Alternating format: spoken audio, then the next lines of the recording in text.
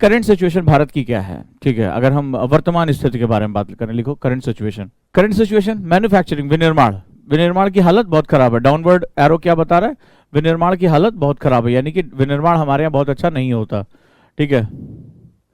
हमारे यहाँ मैन्युफैक्चरिंग की हालत इतनी खराब है कि जो it is the lower than the low and middle income countries, ये जो न्यून और मध्य आय वाले देश हैं, ठीक है, उनसे भी हमारे यहाँ मैन्युफैक्चरिंग बहुत कम है। हम बातें बहुत बड़ी बड़ी करते हैं, हम आत्मनिर्भर भारत, ये नेहरू का जो है बहुत बड़ा बड़ा जो है वो इकोनॉमिक मॉडल, हम बहुत बड़ी बड़ी इंडस्ट्री, याद है ना जो 7 स्टोरीज में पढ़ाई थी कि हम ये सब कुछ कर देंगे महानलोबिस मॉडल में, कि इंडस्ट्रीज को बहुत ऊंचाई पे पहुंचा देंगे। ये आज की हालत बता रहा हूँ, तो मैं बहुत बुरी हालत हमारी। देखो विनिर्माण में वर्तमान में यह न्यून और मध्यम आय वाले देशों से भी कम है।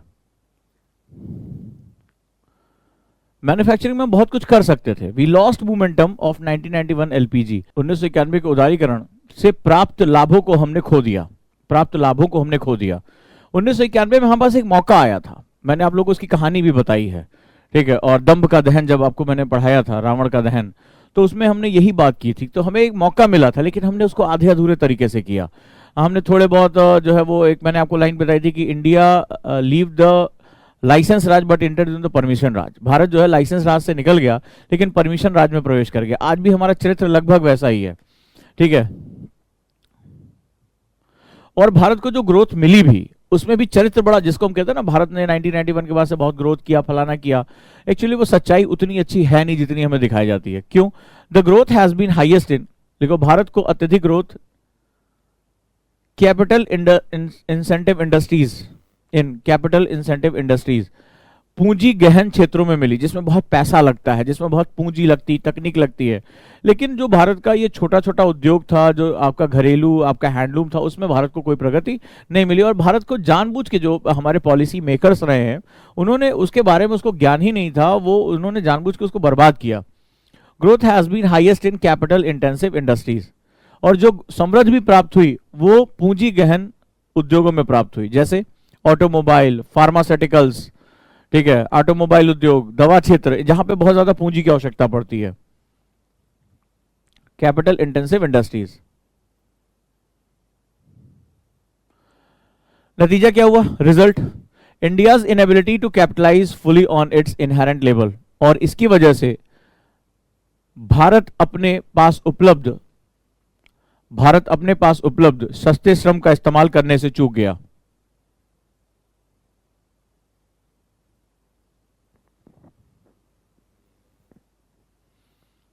सस्ते श्रम का इस्तेमाल करने से चूक गया।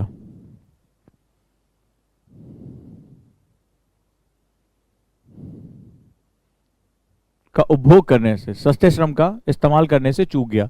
भारत के पास इतनी बड़ी आबादी थी, शुरुआत से उसके पास सस्ता श्रम था, और भारत को इसका इस्तेमाल करना चाहिए था। लेकिन अब लेबर कैपिटल इंटेंसिव इंडस्ट्री क्या होती है? इसमें जो है मशीनें काम करती हैं, पूंजी आता है, टेक्नोलॉजी बेस होता है, रोबोटिक्स बेस होता है, जैसे आज हमारा ऑटोमोबाइल ज्यादातर हिस्सा रोबोटिक्स हो गया है, तो वहां पर ढेर सारे श्रमिकों की जरूरत नहीं पड़ती है। और भारत ने अपना जो है वो सारा का सारा मौका गंवा दिया।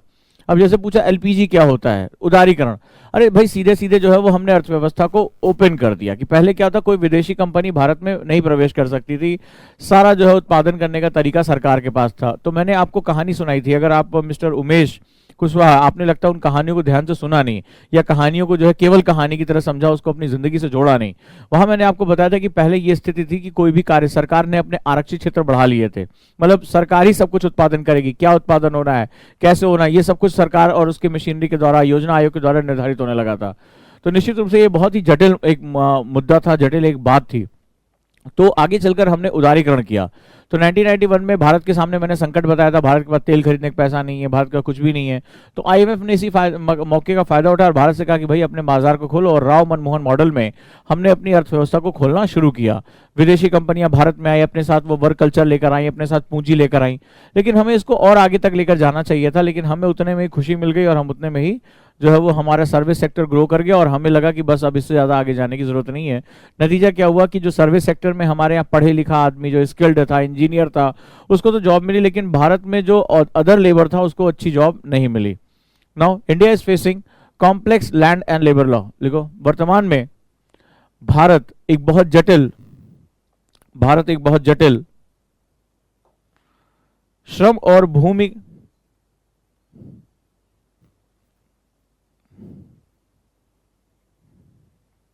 कानूनों का सामना कर रहा है। क्यों आखिर ये का फायदा क्यों नहीं उठा पाया? जब विदेशी कंपनियां भारत में आई तो भारत का बाजार उन्हें दिखा, लेकिन जब वो भारत में पहुंची तब देखा भाई यहाँ बिजनेस करना बड़ा मुश्किल है, लेबर लॉज इतने कठिन है जिसकी कोई हद नहीं है। अभी इसके बारे में एक पूरा चैप्टर में तुम्हें पढ़ाऊंगा कि लेबर लॉज और लैंड लॉज हमारे यहाँ कितने जो है कठिन है, और स्टेट सब्जेक्ट होने की वजह से इसकी जटिलता और बढ़ जाती है। तमाम कैसे स्टेट थे जो अपने चुनावी वादों को पूरा करने के चक्कर में उन्होंने देश की प्रगति को ऐसी तैसी कर दी, जिसका खामियाजा वो भुगत रहे हैं। वो चाहे बिहार हो, उत्तर प्रदेश हो, मध्य प्रदेश हो, राजस्थान हो, तो जितने भी ये बीमारू राज्य हैं, बंगाल हो, इन सबको बहुत बड़ा खामियाजा भुगतना पड़ रहा है। इसका जो है आज गरीबी झेलनी पड़ रही है। लेकिन उन्होंने अपनी डर्टी पॉलिटिक्स जिसे हम लोग कहते हैं उसको, या अपने रीजनल पॉलिटिक्स की वजह से उन्होंने इन सुधारों को क्या किया, हॉल्ट पे रखा या उसका जो है वो विरोध होने दिया।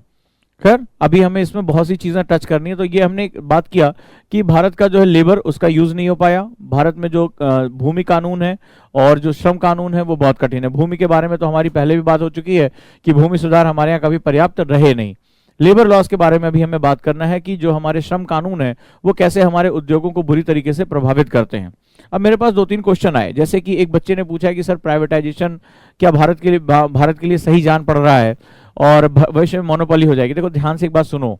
मैंने एक दिन शायद सचिन ने ये क्वेश्चन मुझसे पूछा था, सचिन अग्रवाल ने, क्लास में, पता नहीं है कि नहीं है क्लास में इस समय, तो उस दिन मैंने उसको डांटा भी था। राइट, मुझे अच्छी तरह से याद है।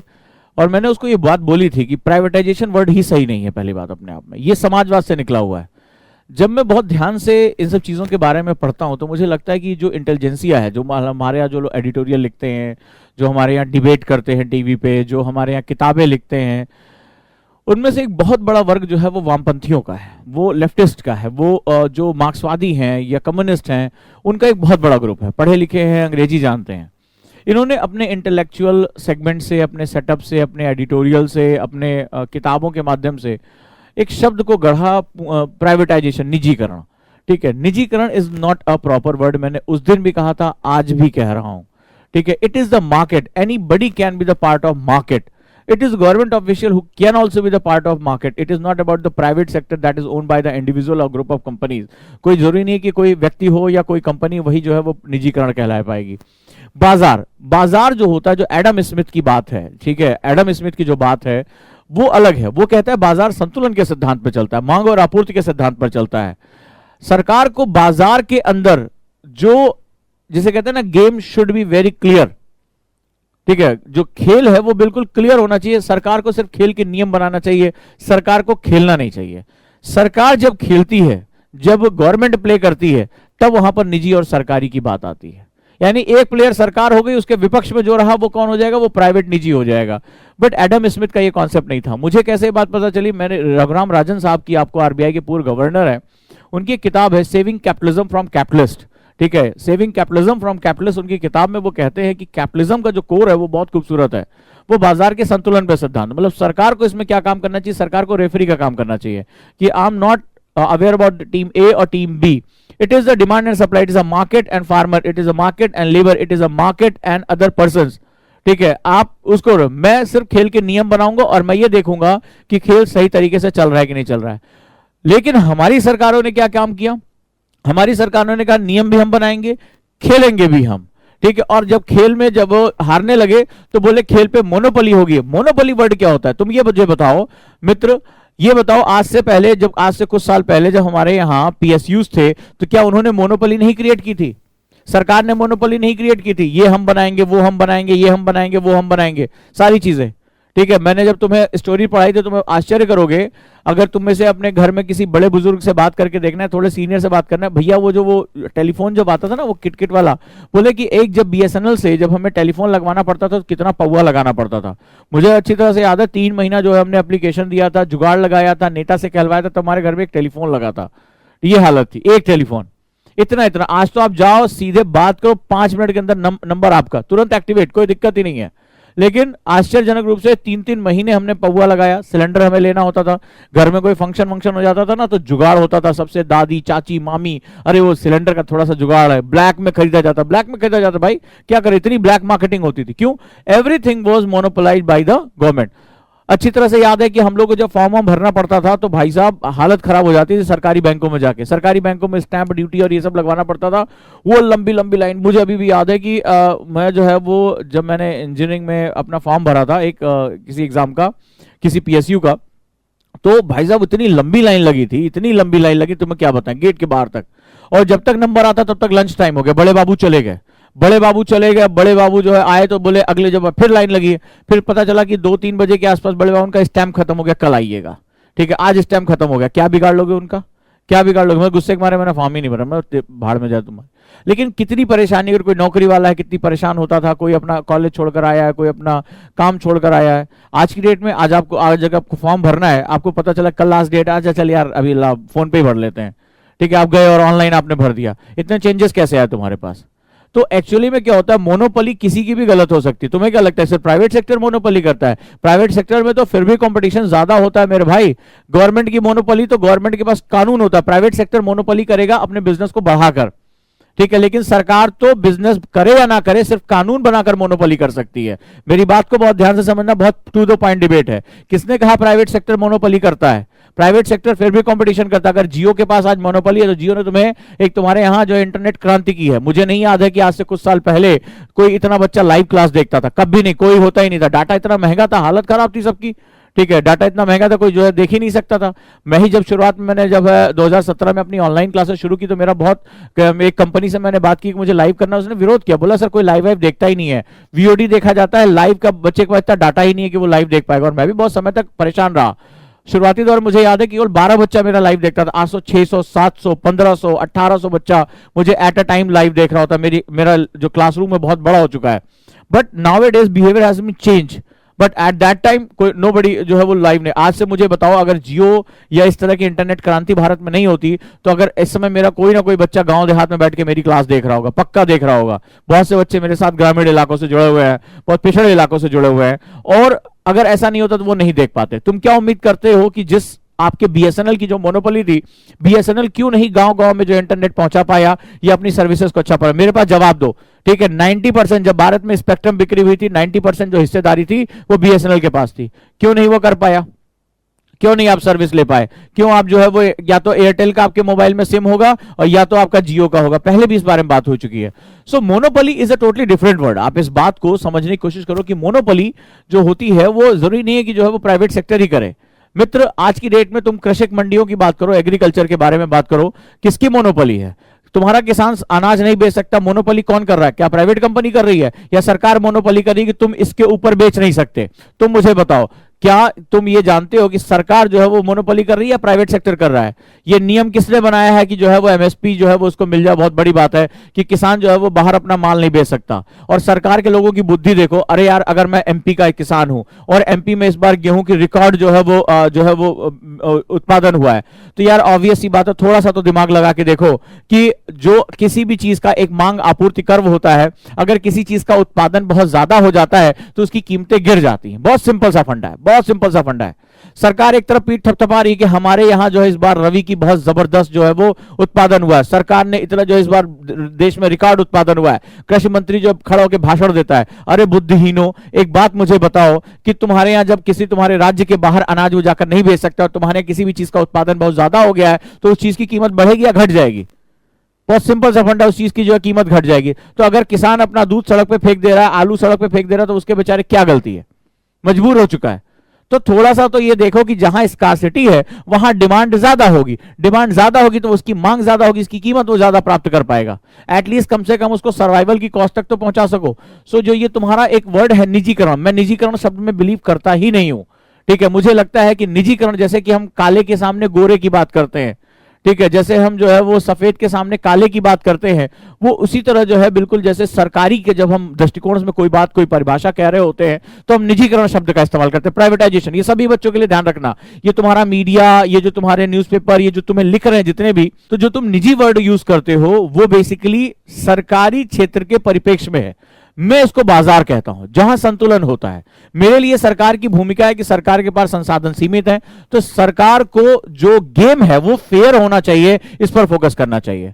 तो सरकार के पास जब सीमित संसाधन है तो भैया सरकार सब कुछ तो पैदा करेगी नहीं। सरकार सारा उत्पादन, जैसा कि शुरुआत में हमने कस्में खाई थी कि हम ही प्रोडक्शन करेंगे, हम ही एग्रीकल्चर करेंगे, हम ही जो है ये कर देंगे, हम ही इंडस्ट्री बनाएंगे, हम ही परमाणु ऊर्जा बनाएंगे, हम ही सड़क बनाएंगे। देखो आज तक कुछ बना तुम्हारे यहाँ? कुछ हुआ? आज भी तुम मुझे ईमानदारी से बता दो, एक तुम्हारे यहां जो है वो पीपीपी पे सड़क बन रही है, यानी कि प्राइवेट पब्लिक पार्टनरशिप, सरकार जमीन दे रही है और प्राइवेट सेक्टर अपना पैसा और जो तकनीक लगा रहा है। और एक जो वो ठेके वाली सड़क बनती है, तुम्हें पता होगा ना, वो जो तारकोल चटा चटा के बनाते हैं, उसमें कई लोग जो है लगे रहते हैं कई दिन तक। तो मुझे ईमानदारी से बताओ कौन वाली सड़क तुम्हें अच्छी लगती है? ईमानदारी से बताना, जिसमें गाड़ी सर्राटे चलती है, कोई गड्ढा वड्ढा नहीं है, बढ़िया 4 लेन होती है, बीच में डिवाइडर होता है, उसमें घास वास भी लगी होती है, अच्छा लगता है देख के। तुम जो ये मानसिकता तुम्हारी है, जो तुम लोग पढ़ रहे हो प्राइवेट सेक्टर, ये बेसिकली कौन कह रहा है? मैं कभी आश्चर्यचकित होकर इस पर देखता हूं, कौन कह रहा है? वो जो ये समाजवाद को बचाना चाहता है। समाजवाद बुरा नहीं है, बहुत अच्छा है।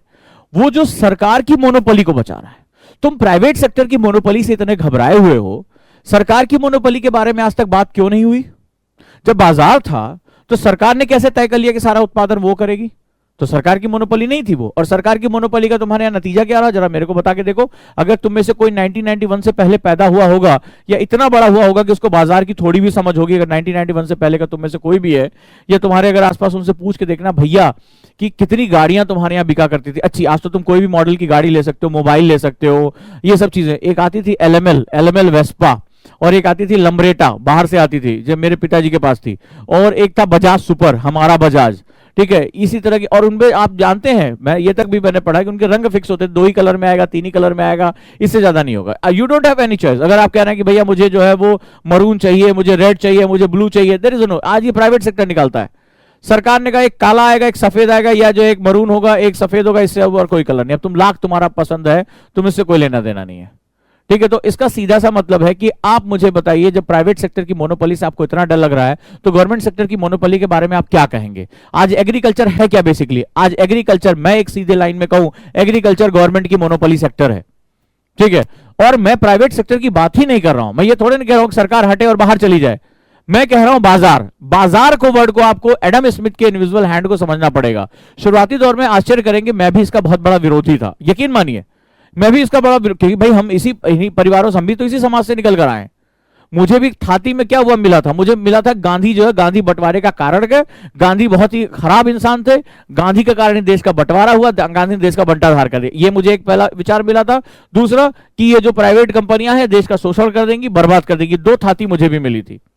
बट किस्मत से कुछ अच्छा पढ़ते हुए, डीपर जो है जाते हुए, क्रिटिकल थिंकिंग करते हुए, मुझे सारा गेम जब समझ में आया कि किताब लिखी किसने, जिसने पढ़कर मैंने जो है प्राइवेट सेक्टर को गाली दिया, पता चला वो किसी एक सरकारी सोच या वामपंथी सोच के आदमी ने दी। और जब मैंने एडम स्मिथ के सिद्धांत को समझने के लिए मैंने खुद लागू करना शुरू किया अपने जीवन में, खासतौर पे जब मैं बिजनेस में आया, मैंने अपना इंस्टीट्यूट डेवलप किया और मुझे इस बाजार की क्रिटिकल थिंकिंग के बारे में जब पता चला, उसके बारे में मैंने सोचा, तब मुझे समझ में आया कि सारी कहानी क्या है, ठीक है। इसीलिए आप प्राइवेट शब्द जो वर्ड यूज कर रहे हैं उसको थोड़ी देर के लिए गिव अप कर दो। उस दिन भी मैंने समझाया था, फिर समझा रहा हूं। ये जो प्राइवेट सेक्टर आप इस्तेमाल कर रहे हो, जो आप न्यूज़पेपर में पढ़ते हो, जो आप ये तमाम, उसको थोड़ी देर के लिए गिव अप कर दो। There is no such thing government sector और private sector, there is no such thing is monopoly. Monopoly can be created by each and every. मुझे बताओ 73 सालों तक किसकी मोनोपोली तुम्हारे देश में चल रही है? सरकार की तो चल रही है, और किसकी चली है? मतलब तुम अगर कोई काम करना चाहते हो, आज भी तुम मंडी के लिए बात हो रही है ना कि तुम्हें लाइसेंस लेना पड़ेगा, तो किसकी मोनोपोली? सरकार की मोनोपोली है। सरकार को करना क्या चाहिए था? सरकार को बेसिकली सिर्फ रेफरी का काम करना चाहिए था। उसके पास संसाधन कम है, रेवेन्यू कम आ रहा है, तुम्हारा टैक्स टू जीडीपी रेशियो बहुत कम है, तो तुम्हें क्या करना चाहिए था? कल बताया था ना, तो तुम्हें सिंपल से काम करना चाहिए था कि मुझे गेम को बराबर करके रखना है, समावेशी करके रखना है। कैसे करना है भाई? जो कमजोर है, जो बाजार की मार में मारा जाएगा, उसको कैसे प्रोटेक्ट करना है? उसको अच्छी एजुकेशन देनी है, उसको अच्छी अपॉर्चुनिटी, स्किल देनी है, हेल्थ देना है। इतना तुम दे दो, वो अपने आप मार्केट में एंटर कर जाएगा। Market is a proper word, not a private sector, ठीक है। आज से ये याद रखना। तो एक बार बताओ, ये जो प्राइवेटाइजेशन जो लोग कहते हैं लूट के रख देगी, सरकार की कंपनी का कोई एक मोबाइल, सरकार की कंपनी का कोई एक डिवाइस, कोई एक कंप्यूटर, कोई एक विंडो, कोई एक सॉफ्टवेयर, कुछ भी तुम मुझे बता के दिखा दो, कुछ भी बता के दिखा दो, जो सरकार बना रही है, जिस पर वो कह रहे हैं, और जो तुम्हें फोन करके कह रहे हैं, देखो सुनो, ये जो प्राइवेट कंपनी आएगी ना वो लूट लेगी तुम्हें। वो जो उनका मोबाइल है उनसे पूछो कि तुम्हारी किस सरकार ने इसको बना के दिया है। मतलब अगर उनसे कभी वो फंस जाए, गलती से बीमार पड़ जाए, जो ये कहते हैं प्राइवेट कंपनियां लूट लेंगी, ठीक है, तो उनसे कभी पूछो कि अगर उनको कोई बहुत तकलीफ हो गया, उनके किसी रिलेटिव को बड़ी गहरी तकलीफ, हार्ट वार्ट अटैक आ गया है या बहुत, उनसे बोलो भैया कहां जाओगे, ये अपने वाले सरकारी अस्पताल के सरकारी वार्ड में या बढ़िया वाले अस्पताल में, और जेब में पैसा है दे सकते हैं, तुम उनसे पूछना ऐसी स्थिति, मतलब मरने वाली बात है कि मतलब अब या तो किडनी विडनी का कोई फेलियर हो गया या बहुत तकलीफ में कोरोना का अटैक वटैक आ गया, उनसे पूछना कहां, सरकारी वाले वार्ड में, कि वहां जो है वो कूड़ेदानी के पास जो है तुम्हें जमीन पे लिटा दिया जाएगा, या एक अच्छे प्राइवेट हॉस्पिटल में। उनसे पूछ के देखना, जिन्होंने तुमसे ये कहा था कि प्राइवेट सेक्टर लूट लेता है, उनसे पूछना। कोई भी लूट लेगा, सरकार नहीं लूट रही तो मुझे बताओ, सरकार ने किसानों को 73 साल तक लूटा, ये लूट नहीं है। आज से नहीं, पता नहीं कब से अंग्रेज लूटे थे, उसके बाद ये काले वाले अंग्रेज लूट रहे हैं। लूटा कि नहीं लूटा, कोई भी लूटेगा यार। गेम बराबर होना चाहिए, बैलेंस होना चाहिए, ये बात हमेशा, अभी इस पर हम आएंगे, लेकिन अब आज से क्या करना है, आपको प्राइवेट सेक्टर वर्ड यूज नहीं करना है, मेरी क्लास में तो बिल्कुल नहीं, ठीक है। ये हमें भी, मुझे भी यही मिला था, हम भी प्राइवेट सरकारी कहते हैं, हमें लगता है सरकारी चीजें बहुत अच्छी होती हैं, ठीक है। कोई भी चीज ना अच्छी होती है ना बुरी होती है, मैंने पहले कहा था, इकोनॉमी में कभी भी कोई चीज अच्छी और बुरी नहीं होती, बुरी और बहुत बुरी होती है। तुम्हें यह समझना पड़ेगा कि हमें क्या चुनना, और समसामयिक जरूरतें अलग हो सकती हैं। 1947 की जरूरत अलग थी और वर्तमान जरूरतें बिल्कुल अलग है। आज आप लिस्ट मुझे बना के भेज दीजिएगा कि साहब आप पूरे दिन भर में कितनी सरकारी चीजों का इस्तेमाल करते हैं। कितने ऐसे बच्चे हैं जिनके माँ बाप थोड़ा सा पैसे वाले रहे, मतलब ठीक ठाक पैसा रहा हो, और उन्होंने प्राइमरी स्कूलों में, प्राथमिक विद्यालयों में पढ़ाई की हो। सरकारी स्कूलों में बहुत कम बच्चे होंगे, मतलब अगर कोई बहुत मजबूरी नहीं थी, ठीक है। तो आज मैं जहां तक जानता हूं, मैं अपने गांव गया, तो अपने गांव जब गया कई सालों के बाद, मैंने देखा कि वहां पर प्रधानमंत्री ग्राम सड़क योजना पे एक जो सड़क बन गई थी, और अंग्रेजी स्कूल की जो है बस, छोटी सी मिनी बस, वो गांव आती थी। मुझे देख कितना आश्चर्य हुआ, क्योंकि भाई हम लोग जब छोटे थे, खैर हम लोग तो शहरों में ही पढ़े हैं, लेकिन गर्मियों की छुट्टियों में हम लोग प्राथमिक विद्यालय जाया करते थे, वो पटरा वटरा लेके, और जो है वो दूसरे गांव में एक प्राथमिक विद्यालय हुआ करता था, वहां पर जो है वो घोट घोट के जो है एक लकड़ी का जो है होता था, उसमें डुबो डुबो के लिखने वाला, नरकट की कलम से लिखते थे, तो बड़ा शौकिया था, तो भाई वहाँ क्या करते थे। बट अब वो इंग्लिश मीडियम की जो है बस, यार आपके गाँव में भी ऐसा हुआ होगा, और जो गाँव का भी आदमी अपने बच्चे को अंग्रेजी माध्यम में पढ़ा रहा है आज की डेट में, मैं तुम्हें बता रहा हूँ, या कम से कम प्राइवेट स्कूल में पढ़ा रहा है, वो उसी गांव के सरकारी स्कूल में नहीं भेज रहा है। और बोल दो अगर गलत है तो ये, ठीक है, बोल दो ये गलत है कि अगर उसके पास थोड़ा भी, अगर उसके पास इकोनॉमिक कंडीशन ठीक ठाक है, तो वो अपने बच्चे को प्राथमिक विद्यालय में नहीं भेज रहा है, जिस पर सरकार अपना कब्जा करके बैठी हुई है। अब जैसे कहा कि लोग नहीं मानते, बहस करते, अरे चलेगा यार, चलते, ये हमें पीढ़ियों हमें सिखाया गया, हमारे खून में डाल दिया गया है। मैं जो है वो इससे पहले जो है वो, अगर इसको अनुभव नहीं किया तो मैं इसको ये आज तक ये समझता था कि सरकारी जो है सब ठीक है और प्राइवेट सेक्टर लूट लेता है। वो तो एक दिन बैठ के आंकड़े निकाले तब पता चला कि सरकार से ज्यादा मोनोपोली, सरकार से ज्यादा लूट किसी ने नहीं मचाई है। किस क्षेत्र में लूट नहीं की? भारत के पास लोहे का अयस्क है, ठीक है। भारत की कोई सरकारी कंपनी अच्छी बता दो जिसने जो है बहुत जबरदस्त प्रोडक्शन कर रखा हो। आज भी सबसे ज्यादा प्रोडक्शन प्राइवेट सेक्टर के पास है। भारत के पास इतना अच्छा, जो अभी आपको कोयले का खेल बताऊंगा ना, रोने लगोगे। कोल इंडिया, मैंने वहां ट्रेनिंग की है, ये पढ़ी पढ़ाई बातें नहीं, तुम्हारे टीचर और होंगे जो शायद वो जो है किताब उताब दो चार कहीं से नोट्स वोट लेके पढ़ा, मैंने तो वहां पे ट्रेनिंग की है।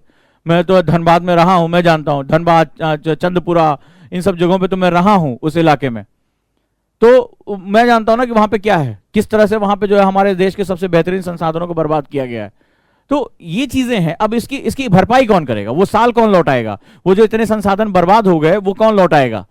और भारत आज जो है वो आज कोयले का आयात करता है, जबकि भारत के पास जबरदस्त जो है एबेंडेंट कोयले का भंडार है। तो आगे इसके पीछे जिम्मेदार कौन है? Who is responsible? कौन लौटाएगा हमारे किसानों के 73 साल? और अभी देखना 2 लाइन के अंदर तुम्हारी बात क्लियर हो जाएगी। आगे आ जाओ, नेक्स्ट वन। रास्ते क्या है? What are the ways? अब यहां से हम अपनी कहानी को शुरू करते हैं, ठीक है। What are the ways? Number 1, increase rate of investment, निवेश की दर। एक एक लाइन को बहुत ध्यान से लिखना। प्री एग्जाम में यहां से डायरेक्टली तुम्हें क्वेश्चन मिल सकता है, डायरेक्टली क्वेश्चन मिलेगा और मिला हुआ है। अभी अगर प्रीवियस ईयर पेपर देखोगे इसमें तुम्हें क्वेश्चन डायरेक्टली मिलेगा। सो तुमसे पूछा जा सकता है, which are the following are the best measurement to improve India, या न्यू इंडिया, या इंडिया की ग्रोथ बढ़ाने के लिए कौन कौन से जो है वो कार्यक्रम उठाए जा सकते हैं, कार्य। तो अब थोड़ा कहानियों से निकलो और फैक्चुअल बेस पे आ जाओ। इंक्रीज रेट ऑफ इन्वेस्टमेंट, निवेश की दर बढ़ानी होगी, निवेश। लेकिन कैसा? कहता है दोनों तरह का निवेश, प्राइवेट निवेश भी और पब्लिक निवेश भी। अब बड़े ध्यान से समझना, प्राइवेट सेक्टर भी और गवर्नमेंट सेक्टर भी, बैलेंस हमेशा बने रहना चाहिए। ये तुमसे नहीं कह रहा कि सब कुछ प्राइवेट को दे दो, ठीक है। गवर्नमेंट का जो असली रोल है वो गवर्नेंस को स्थापित करना है, गेम में रेफरी का काम करना है, गेम खेलना नहीं है। प्राइवेट और पब्लिक, निजी और सरकारी, ठीक है। जैसे भारत में सन 2017-18 में जो निवेश की दर थी, यानी कि रेट ऑफ इन्वेस्टमेंट, वो 29% था, 29%, जो कि बहुत कम है, ठीक है। भारत को 2022-23 तक, यानी अगले 3-4 सालों के अंदर भारत को 2022-23 तक जो इन्वेस्टमेंट की दर है, निवेश की दर, वो लगभग 36% बढ़ानी पड़ेगी, 36% तक पहुंचानी पड़ेगी। तब जाकर भारत जो है वो सस्टेनेबल इंफ्रास्ट्रक्चर क्रिएट कर पाएगा, यानी कि जो है धारणीय अवसंरचनाओं का निर्माण कर पाएगा। ध्यान से आप सुनना। सवाल है, मैंने यहां एक पॉइंट रखा है, क्यों, आखिर नीति आयोग तुमसे क्यों कह रहा है कि 29 से 36% बढ़ाना पड़ेगा। इन्वेस्टमेंट की बात हो रही है, चाहे वो किसी भी रूप में हो, इंफ्रास्ट्रक्चर में हो। अभी मैं इसके भी जो है वो डिविजन्स करूंगा। इससे तुम्हें 3 फायदे होंगे। जब निवेश आता है तो 3 चीजें आती हैं। पहला, कैपिटल फॉर्मेशन होता है, पूंजी निर्माण होता है, ठीक है। वो अब पूंजी वर्ड तो तुम्हें समझ में आ गया होगा कि कैपिटल क्या हो सकता है। वो कैपिटल इंटेलेक्चुअल हो सकता है, वो फाइनेंशियल हो सकता है, वो कोई ऐसी चीज होती, भारी मशीनें हो सकती हैं जो आगे प्रोडक्शन में काम आए। तो सबसे बड़ी बात, जब भी पूंजी आती है तो उससे क्या होता है, कैपिटल फॉर्मेशन, यानी कि पूंजी का निर्माण होता है, ठीक है। दूसरा, बड़ी मात्रा में तकनीकी आती है, ठीक है। एक बहुत बड़ी मात्रा में तकनीक आती है जब विदेशी कंपनियां, जैसे सबसे अच्छा एग्जांपल मैं मेट्रो को देखता हूं। मैं बहुत करीब से इसके साथ जुड़ा रहा हूं, ठीक है। ई श्रीधरन सर से मुझे मिलने का जो है मौका भी एक बार मिला था जीवन में, और बहुत ही हम चूंकि इंजीनियरिंग बैकग्राउंड के, तो हमारे लिए तो वो देवता के समान थे, ठीक है, जिनको मेट्रो मैन भी कहा जाता, और इनकी दक्षता बहुत ही ज्यादा एफिशिएंसी मानी जाती है। तो नोएडा में जब एक पिलर का वो इन्वेस्टिगेशन कर रहे थे, तो हमने वहां पर जो उनसे मुझे मिलने का मौका मिला। तो कई बार जब अपने लीजेंड से आप मिलते हैं तो आपके लिए एक बहुत बड़ा क्षण होता है। तो मैंने मेट्रो को बहुत करीबी से देखा है, और आप आश्चर्य करेंगे कि मेट्रो की गाथा, जब उसका पहला पिलर लगा तब भी मैं उस समय इत्तेफाक से दिल्ली में था, एग्जाम देने के लिए आया हुआ था। और आज मेट्रो को इतना विस्तार होते हुए तमाम शहरों में देखता हूं, तो जो मेट्रो की टेक्नोलॉजी है वो जापान से हमें मिली है। नहीं तो भारत में इस तरह की टेक्नोलॉजी को, टनल बोरिंग मशीन, टीबीएम कहते हैं। टीबीएम क्या होती है, बहुत बड़ी मशीन होती है, लेकिन ये इकट्ठा नहीं होती, इसको अलग अलग टुकड़ों में जोड़ा जाता है, और अंदर ही जोड़ा जाता है। वो अंदर ही टनल बोरिंग मशीन, यानी कि ऊपर मकान है, ऊपर सड़कें हैं, सब कुछ काम चल रहा है, अंदर ही अंदर ये टनल बनाती जाती है। जैसे से आगे बढ़ती जाती है, पीछे से टनल को कंस्ट्रक्ट किया जाता है। मुझे इतना आश्चर्य है कि इतनी गहराई में जहां अंदर से पानी निकल आए, ऊपर इतनी सघन सड़कें, चावड़ी बाजार, चांदनी चौक, मतलब इतनी ज्यादा भीड़ भाड़ वाली जगह, और बिना ऊपर कोई भी हलचल किए उन्होंने अंदर टीबीएम मशीन को रख के, और आज देखिए, अगर आप लोग कभी दिल्ली आए हो, चांदनी चौक, चावड़ी बाजार, इन सब मेट्रो स्टेशन पे अगर आप गए हो, एम्स के नीचे से आप गए हो, तो आपको दिखाई पड़ेगा कि ऊपर जो है वो फ्लाईओवर्स है, सड़कों का जाल है, और अंदर मेट्रो चल रही है। तो ये टेक्नोलॉजी हमारे पास कहां से आई, ये हमें जापान से मिली। आज हम क्या हुआ, जब शुरुआत में टेक्नोलॉजी आई थी तो मुझे बहुत अच्छी तरह से पता है, बहुत ज्यादा जो है वो स्पेकुलेशंस हुए थे, बहुत संदेह किया गया था कि भाई जापान से हम कर्जदार हो जाएंगे, भारतीय कभी मेट्रो का इस्तेमाल, ये बातें हुई थी, भारतीय कभी मेट्रो का इस्तेमाल ही नहीं कर सकते, और भारतीयों को तो कोई इतना पैसा ही नहीं कि इतने महंगे जो है गाड़ी में चलेंगे। लेकिन अगर आप में से कोई भी मित्र अगर मेरा दिल्ली में रहा हो, तो अगर आज आप दिल्ली से मेट्रो को निकाल दो तो दिल्ली मर गई, दिल्ली मर जाएगी, तुरंत के तुरंत मर जाएगी, अगर आप मेट्रो को खाली निकाल दो। आज मेट्रो जो है वो दिल्ली की धड़कन है, वीन्स है, जैसे वीन्स हमारा खून को इधर से उधर लेकर जाती है, तो बिल्कुल ये आर्टरीज की तरह काम करती हैं, ठीक है। ये हालत हो गई। आज भी अगर कोई भी आता है तो बोला, किसी एड्रेस पूछो, सबसे पहले पूछता है कौन सा मेट्रो स्टेशन के पास पड़ेगा, पहला उनका जो है क्वेश्चन यही होता है। आज मेट्रो जो है वो दिल्ली वासियों के लिए उसकी धड़कन है, सिर्फ दिल्ली के लिए नहीं, इसने देश में एक नई ट्रांसपोर्टेशन व्यवस्था का जो है जन्म किया, कि आगे चलकर कई राज्यों ने इसको अपनाना शुरू कर दिया।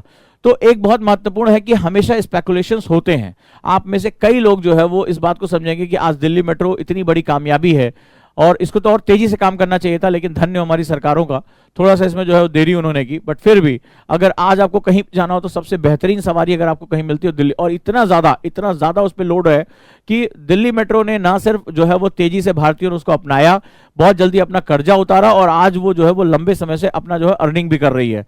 और उसको जो है जो स्पेकुलेशन था कि जापान से हम कर्जदार हो जाएंगे, भारतीय मेट्रो का इस्तेमाल नहीं करेंगे, तो ये जो नेता और कुछ जो ब्यूरोक्रेट होते हैं ना, वो पूरी सड़ांध सोच के साथ होते हैं, वो परिवर्तन का हमेशा विरोध करते हैं, ठीक है। तो हमारे पास आती है टेक्नोलॉजी, एंड थर्ड वन आता है work culture, which is very important for any country. जो कार्य संस्कृतियां होती हैं वो बिल्कुल ही अलग किस्म की, और देश का पूरा वो जो है पैमाना ही बदल के रख देती हैं। वर्क कल्चर का मतलब, जैसे फॉर एग्जांपल मैं बात करता हूं कि जब मैं पहले शुरुआती दौर पे, मुझे याद है अच्छी तरीके से कि सरकारी बैंक में जाना होता था, तो उसमें क्या होता था, मुझे अभी भी एक पंजाब बैंक था वो, ठीक है, तो पंजाब नेशनल बैंक, वो सरकारी बैंक। तो उसमें क्या था, मुझे कुछ काम पड़ गया था, पैसा जमा कराना, तो पहले वो जमा कराने वराने जाना पड़ता था थोड़े बहुत पैसे के लिए भी, एटीएम वेटीएम इतनी ज्यादा सुविधा नहीं थी। तो सरकारी बैंक था, मोनोपोली थी, तो उसमें क्या, जैसे पंखा ऐसे लटकता रहता था, ऐसे चलता रहता था, ठीक है, ऐसे घूमता रहता था, उसको गिन सकते हो, खाली बैठे हो तो उसको गिन लो, अब ज्यादा बोर हो रहे हो कितनी बार घूमा। उसके बाद क्या था, तो वो पान की पीके इधर उधर थूकी रहती, सरकारी सरकारी हिस्सों की, ऑफिस की मैं बात कर रहा हूँ, पान की पीके थूकी रहती थी। उसके बाद क्या होता था कि भाई उसमें एक आदमी बैठा होता क्लर्क टाइप, उसी में नया नया कंप्यूटर वम्प्यूटर जो है वो ऐसा, तो वो ऐसे चश्मा लगा के ऐसे आपको घूरता रहता, मुंह में पान दबा रहता था, वो किनारे थूका रहता था। मुझे अच्छी तरह से याद है उस कैरेक्टर को, मतलब क्या करने आए हो, साहब पर्ची जमा, आपको समझ में, सांकेतिक भाषा आपको समझ में आ जाएगी, ठीक है, वो पैसा जमा करना था। हम्म हाँ भर लिए, मतलब फॉर्म भर लिए, हाँ। अब वो मुंह में इतना कीमती द्रव्य है, मतलब वो मतलब ब्रह्म रस है वो, ठीक है, तो उसको थूक नहीं सकते, वो बहुत गंभीर लोग होते हैं ये लोग जो ये पान गुटखा खाते रहते हैं। तो अब क्या हुआ कि आप उसमें भर लो, उसके बाद वो क्या आता, तो वो बटन एक एक दबाता था, टक टक टक टक, हाँ नाम क्या है तुम्हारा, पिताजी का नाम क्या है, उस तरह जो है वो इशारे से पूछता रहता, बताओ।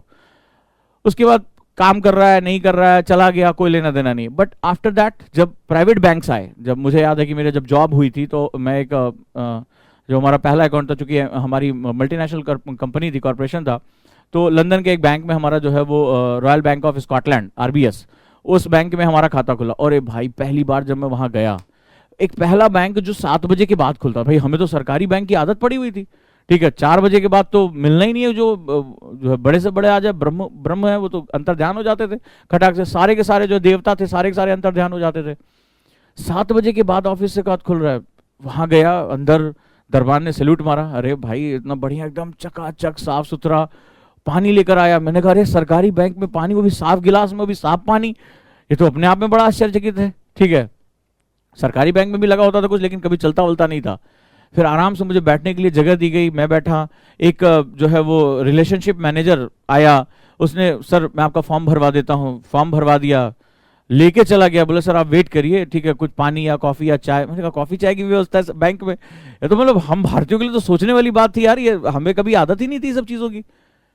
और इतना बढ़िया से काम हो गया एकदम। मैं बड़ी देर तक जब मैं बाहर निकला तो एक हैंगओवर था, मैंने कहा कहाँ आया था भाई ये, तो ये होटल था या बैंक था क्या था। फिर धीरे धीरे क्या हुआ, आप देखोगे कि वही सिस्टम, वही टेक्नोलॉजी, उसी तरह के, अक्सर आपको आने की जरूरत नहीं है, आपके मोबाइल पे मैसेज आ जाएगा, ये सारी फैसिलिटी उन्होंने कर दी। और धीरे धीरे आज आप देखोगे कि तमाम सरकारी बैंकों में भी चूंकि कंपटीशन आ गया, लोगों का रुझान उधर चला गया, ठीक है, लोग जो है पसंद करने लगे, भाई 7 बजे के बाद भी मेरा बैंक खुल रहा है, मुझे घर आकर बता रहे हैं, या कस्टमर रिलेशनशिप हो रहा है, वो मेरी प्रॉब्लम को सॉर्ट आउट कर रहे हैं, मुझे और क्या चाहिए। फिर तो जब सरकारी बैंकों को लगा हमारा बिजनेस खत्म हो रहा है, तो उन्होंने भी अपने आप को इंप्रूव करना शुरू किया। सो इसको कहते हैं वर्क कल्चर, क्योंकि प्राइवेट सेक्टर को क्या, मार्केट चाहिए, ठीक है, मार्केट चाहिए। अब जैसे आज ही की बात करें तो जैसे आज भी हमारा जितना भी अकाउंट है जो भी है, आपने देखा एचडीएफसी बैंक में जो आपको भी, जो आपने फीस जमा की होगी, तो अगर मुझे कोई बात होती है ना, तो वो बोला सर आपसे ये काम है, ये काम है, अभी यहाँ साइन कराना है। मैंने कहा देखो भाई मुझे संडे को खाली टाइम मिलेगा थोड़ी देर के लिए, उसमें भी अगर क्लास नहीं हुई तो वो फर्स्ट क्लास घर आता है और मुझसे साइन वाइन करा के चला जाता है। मुझे बैंक जाने की जरूरत नहीं है, मुझे कोई बात, सिर्फ मुझे उसके साथ एक कॉल करना हो, तो उन्हें हमारे रिलेशनशिप मैनेजर जो है वो असाइन कर रखा है। कितना आसान हो गया काम। वो उसकी गर्ज है कि हमें बिजनेस लाके देना, लेकिन अगर यही सरकारी बैंक में हो, आइए आइए, ठीक है, आइए पहुंचिए यहाँ पे, आपको जाके वहां लाइन में लगना पड़ेगा। तो this is the difference of the work culture. और आपको ये परिवर्तन हर जगह दिखाई पड़े होंगे। आप में से कई स्टूडेंट जो 1991 के बाद के, तो उन्हें ये परिवर्तन इतनी जल्दी दृष्टिगोचर नहीं होंगे, लेकिन जो सरकारी माहौल में रहे हैं ना, उनको ये जो अंतर है वो बहुत बड़ा अंतर जो है वो दिखाई पड़ता है। Next one, India must improve is tax to GDP ratio, बहुत इंपॉर्टेंट है। इंडिया मस्ट इंप्रूव, गवर्नमेंट को जहां काम करना चाहिए वहां नहीं काम कर रही है, जहां नहीं काम करना चाहिए वहां जाके खेल रही है, ठीक है। और कई बार जब गवर्नमेंट और गवर्नमेंट के लोग जब खेलते हैं, तो एक बिहार में कहावत है, ना खेलब न खेले देव, ठीक है। तो एक्चुअली में राष्ट्र में गवर्नमेंट यही करती है, न खेलब न खेले देव, वही वाली हालत होती है। India must improve tax to GDP ratio.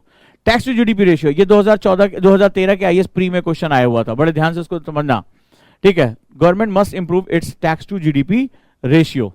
देखो, सरकार को अपने सकल घरेलू उत्पाद के अनुपात में करों का अनुपात, सकल घरेलू उत्पाद के अनुपात में करों का अनुपात बढ़ाना चाहिए।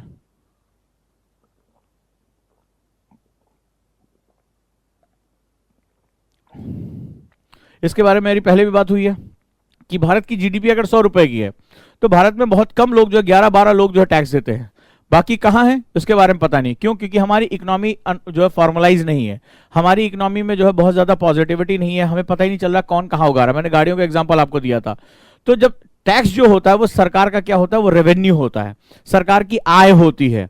तो जब आय ही कम होगी तो सरकार खर्चा कम करेगी। सरकार ने क्या किया था, सरकार ने सभी बोला कृषि हमारा, उद्योग हमारा, व्यापार हमारा, सेवा हमारी, पॉलिसी हमारी, अस्पताल हमारा, शिक्षा हमारी, और जेब में आमदनी अठन्नी, खर्चा रुपया वाली हालत होगी। तो सरकार क्या कुछ भी अच्छे से नहीं कर पाई। ठीक है, तो सरकार को क्या करना पड़ेगा, सरकार को अपना tax to GDP ratio increase करना पड़ेगा, यानी जीडीपी के अनुपात में ज्यादा से ज्यादा लोग टैक्स दे सकें, उनके बारे में हमें जानकारी हो, इसको सुनिश्चित करना पड़ेगा। ठीक है, सरकार को बेसिकली रेफरी का ही काम करना चाहिए, गवर्नेंस का ही काम करना चाहिए, प्लेयर का काम नहीं करना चाहिए। पर सरकार हमारी प्लेयर भी थी, सर्वे भवन्तु सुखिनः, सभी सारा काम हम ही ने कर लिया। टारगेट्स क्या हमारे, टारगेट हमारे 22% ऑफ जीडीपी टिल 2022-23, 2022-23 तक हमें अपना GDP to tax ratio at least China के बराबर करना होगा, यानी कि 22% ऑफ जीडीपी। तो 11% है, उसको 22% के आसपास हमें करना पड़ेगा। ठीक है, 11% है, 22% के आसपास करना पड़ेगा, ताकि जितना ज्यादा सरकार के पास रेवेन्यू होगा तो सरकार उतना ही पैसा क्या करेगी, इन्वेस्ट कर पाएगी। ठीक है, 22% ऑफ जीडीपी। सरकार ने इसके लिए कुछ प्रयास किए। पहला, डिमोनेटाइजेशन।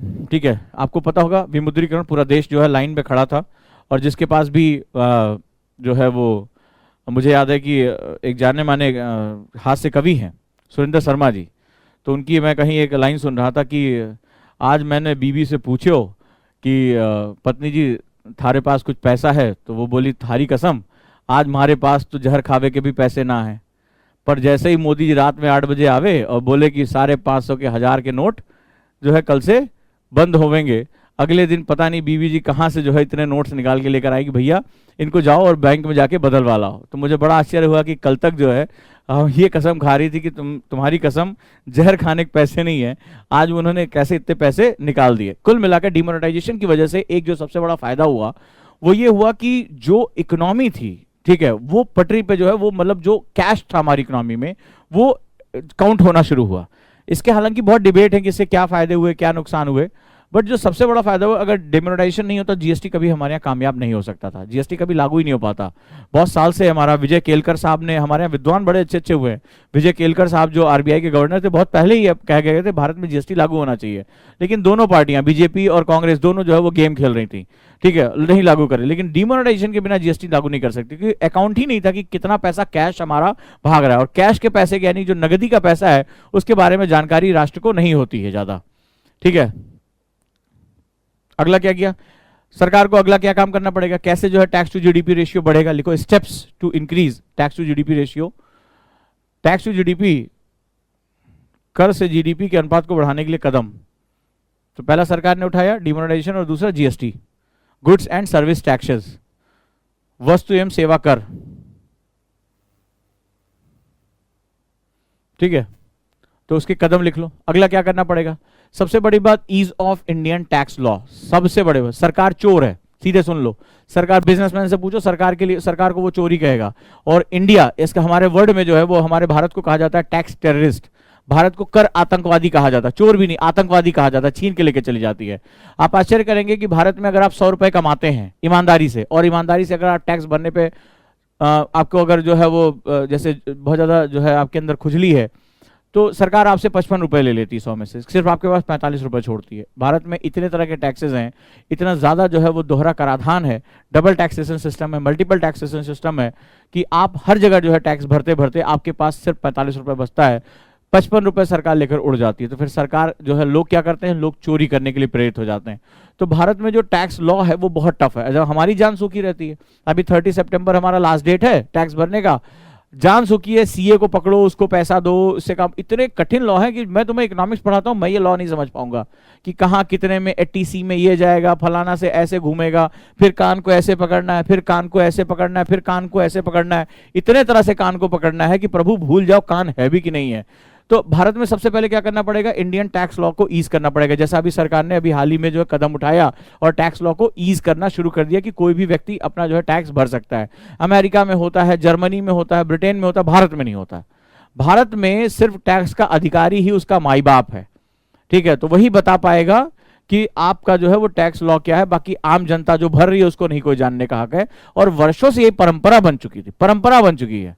लेकिन इस परंपरा को तोड़ने का सब आ गया। तो सबसे पहले लोग कैसे टैक्स भरेंगे, जब उन्हें पता तो होगा कि टैक्स के नियमों में कुछ आसानी है, मतलब टैक्स कहाँ देना है, कितना देना है, ये मुझे सरल भाषा में समझ में आता है।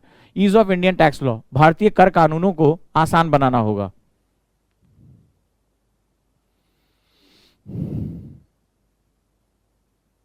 और नीति आयोग स्वयं कहता है टैक्स शुड बी रेशनलाइज। हमारे यहां बहुत इरेशनल टैक्स है, इरेशनल टैक्स है, टैक्स शुड बी रेशनलाइज। लिखो, करों को अनुपातिक होना होगा, करों को अनुपातिक होना होगा, मतलब अनुपात में, सही अनुपात में होना होगा। सरकार इतना, आप आश्चर्य करेंगे मित्र, जो बिजनेसमैन होता है, ठीक है, ये बात जब मैं बिजनेस में आया तब मुझे और ज्यादा समझ में आई। बिजनेसमैन बहुत रिस्क लेता है, बहुत अपनी लाइफ का एक बहुत कीमती समय लगाता है, बहुत ज्यादा जोखिम उठाता है। और लोग कहते हैं कि भैया उसके पास बड़ा पैसा है, लेकिन ये नहीं देखते कि वो मेहनत कितनी करता है। संडे है, मैं आराम कर सकता था, ठीक है, थोड़ा सा टाइम निकाल सकता था अपने लिए। मैं आपकी क्लास ले रहा हूँ क्योंकि मेरे को टेंशन कुछ और है कि टाइम से कोर्स खत्म करना है, मुझे चीज पढ़ानी है। लेकिन अभी यही सरकारी क्षेत्र में होता, करा लेते मेरे से क्लास, ठीक है। तो अब क्या हुआ, अब इसलिए क्योंकि भाई मुझे अपनी ग्रोथ तय करनी है, मुझे आगे जाना है। लेकिन सरकार जो ज्यादा कमाता है उसको ऐसा नोचती है, हमारे यहाँ 30-30% टैक्स ले लेती है, 30-30%।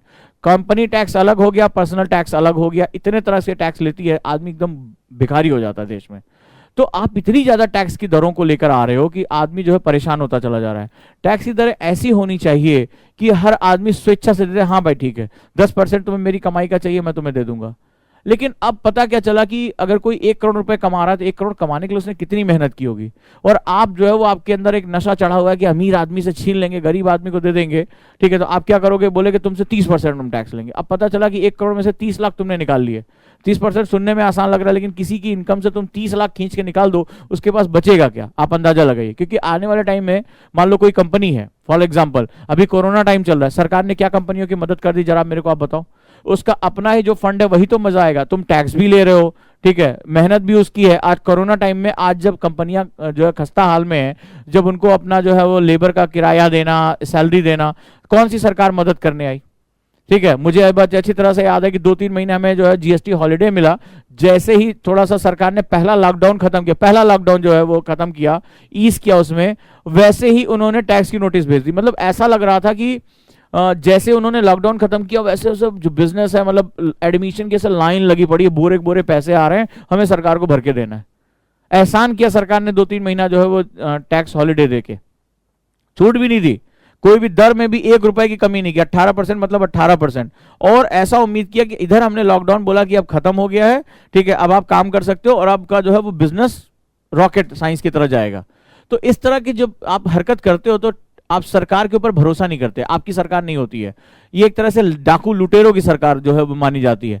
हमारी सरकारें यही काम करती हैं, ठीक है। हमारी सरकार मेहनत करने वाले को दंड देती है, समाजवाद का एक बड़ा दिक्कत है कि मेहनत करने वाले को दंड देती हैं, और जो आराम कर रहा है, जो कुछ नहीं कर रहा है, जो आप ये मान के देख रहे हैं कि बहुत बड़ी मात्रा में गरीब इसलिए गरीब होता है, सारे नहीं लेकिन बहुत बड़ी मात्रा में गरीब इसलिए गरीब होता है क्योंकि वो अपनी सिचुएशन से बाहर नहीं निकलना चाहता, ठीक है, वो अपनी इंप्रूवमेंट नहीं चाहता। और आपको शायद ये बात सुनने में बहुत अजीब लगेगी, मैं अपने ही एग्जांपल लेता हूं, ठीक है।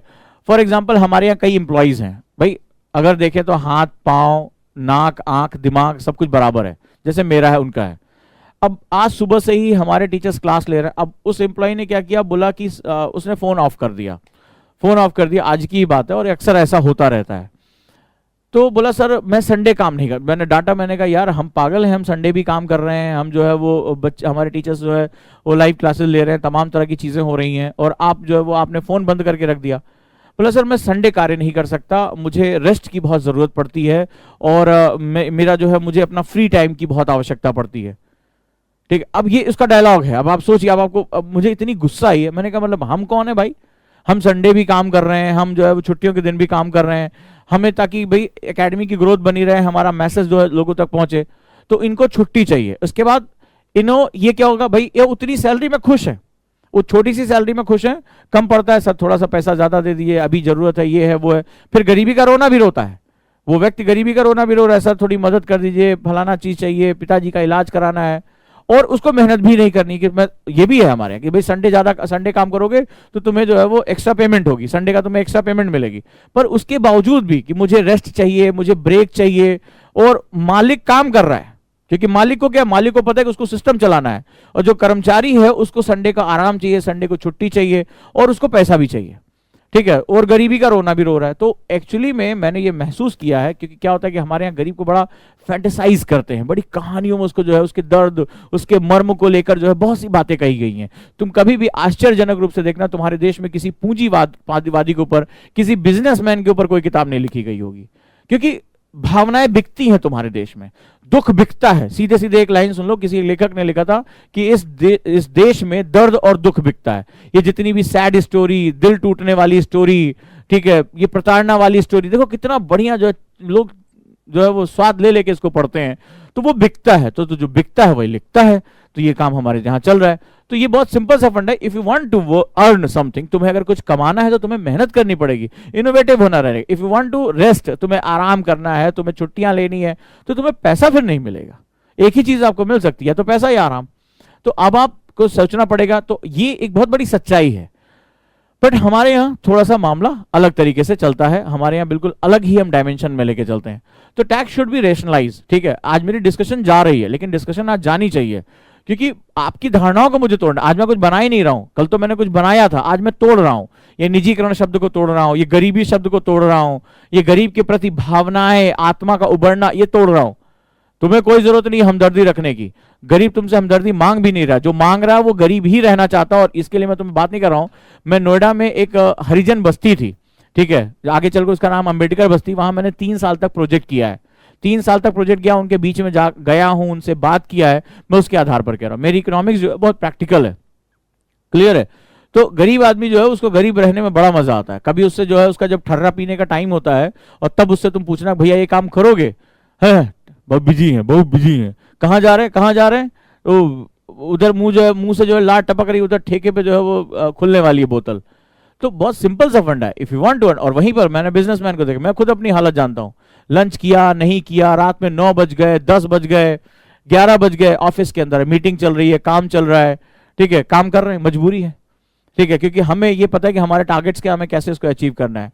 सो बहुत सिंपल सा फंडा है। और बहुत देखो मेरी लाइफ में दोनों इससे रहे, मैं नौकरी वाले में भी रहा जहां मुझे वीकेंड में छुट्टियां मिलती थी, सैटरडे संडे एमएनसीज में काम नहीं करना, मॉल घूमो, क्रेडिट कार्ड लेके घूमो, और एक ऐसा जहां छुट्टी क्या होती है, जहां ये भी याद नहीं है कि भाई छुट्टी कहते किसको है, ठीक है, क्या होता है अलग अपने लिए टाइम, ये हम नहीं जानते। तो दोनों जीवन मैंने जिया है, लेकिन मैंने दोनों चीजों में एक अंतर देखा है कि आप अगर ज्यादा मेहनत करते हैं, इनोवेटिव, आप मरते नहीं है, आप कुछ ना कुछ गेन करते हैं। आज मैं कम से कम 20 लोगों को नौकरी पर रखे, कल तक मैं नौकरी करता था, सैलरी लेता था, आज कम से कम मैं 20 आदमी का जो है मैं घर चलाता हूं मिनिमम, ठीक है, मिनिमम जो है वो 20 आदमी का घर मेरी वजह से चलता है। इनडायरेक्ट तो पता नहीं कितने का चलता होगा, जो हमारे तमाम वेंडर्स से जिनको पेमेंट होती है, उस जाने कितने जो है लोग हैं जिनको हम लोग जो है वो देते हैं, किराया विराया ये सब तो बात छोड़ दो, ठीक है। तो ये स्थिति है जहां पर हम लोग जो है वो इस तरह आपको सोचना पड़ेगा कि किस तरह काम करना है।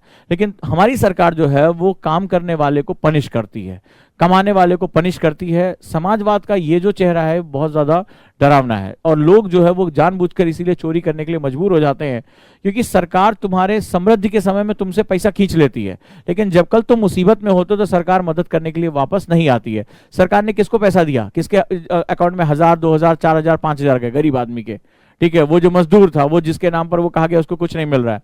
पर क्या होगा जिसकी फैक्ट्री 6 महीने से बंद पड़ी है, क्या होगा जिसको जो है वो मजदूरों को जिसको जो है सैलरी भी देनी पड़ी। फॉर एग्जांपल हमने ही पूरे लॉकडाउन में, हमने इस उम्मीद में कि हमारा जब लॉकडाउन खुल जाएगा, हमारा बच्चा आएगा दिल्ली, तो हमें उसको कहां पढ़ाएंगे। आप आश्चर्य करेंगे कि हम मार्च से लेकर अभी तक किराया भर रहे हैं, किराया भर रहे हैं, उसमें सीलन है, उसमें जो है चूहे घूम रहे हैं, लेकिन वो बंद है, हम उसका कोई उपयोग नहीं कर पा रहे, लेकिन उसका किराया भर रहे हैं। अब ये किराया सरकार तो हमें नहीं दे रही ना, सरकार को कोई रूल बता देना चाहिए था कि जो है वो किराया कंपनसेट हो रही, सब्सिडी हम देंगे। भाई कल तक ये बेचारा जो है टैक्स भरता था, आज इसका बिजनेस बंद पड़ा हुआ है, तो हमें देंगे। तो सरकार क्यों इतना दोगला चरित्र कर रही है, सरकार जो दोहरा चरित्र क्यों कर रही है। सरकार ये भी करी, हमने जो है वो 50-50% जो है सैलरी दी पूरे टाइम पे, बच्चा कोई काम नहीं कर रहा लेकिन हमने सैलरी दी, ठीक है भाई, कि हमारे साथ जुड़े हुए थे, चलो मुश्किल समय पे हमें कुछ ना कुछ करना चाहिए। कहां से लेकर आएंगे, कहां से होगा, ठीक है, क्या सरकार यहाँ हेल्प करने आई? तो या तो तुम पूरी तरह से हमारी हेल्प करो, तो हमसे टैक्स ले लो, कोई बात नहीं, हमें पता है कि भाई हमारे अच्छे टाइम पे सरकार हमसे टैक्स ले रही है, तो हमारे बुरे टाइम पे सरकार हमारे साथ खड़ी होगी। बुरा टाइम आया तो आप जो है गायब, सरकार कहाँ है? सरकार बोले हम तो सिर्फ गरीब लोगों के लिए काम करेंगे। तो मतलब तुम्हारे लिए वही है जो कमा के तुम्हें नहीं दे रहा, जो तुम्हें कमा के दे रहा है, जिसकी रेवेन्यू पे तुम जो बांट रहे हो, वो तुम्हारे लिए जो है वो सजा का अधिकारी हो गया, उसको तुम जीएसटी की नोटिस भेज रहे हो कि जल्दी से टैक्स भरिए आप। तो आप ये सोच के रहे हैं कि भारत में बहुत अच्छा इंडस्ट्रियस माहौल बनेगा, भारत में जो है वो बहुत प्रगति हो जाएगी, बहुत उद्यमी हो जाएंगे। तो जब तक सरकारें इस चरित्र में बैठी हुई हैं, चाहे वो कोई भी सरकार हो, पहली हो या वर्तमान में, जब तक इस चरित्र के साथ सरकार बैठी हुई है, और जब तक गरीबी शब्द को हम जो है वो चाशनी में लपेट के जब बहुत रस लेकर गरीब गरीब और गरीबी करते हैं ना, तो आप ये समझना कि कभी भी देश का कुछ नहीं हो सकता। बहुत मुश्किल है ये काम होना।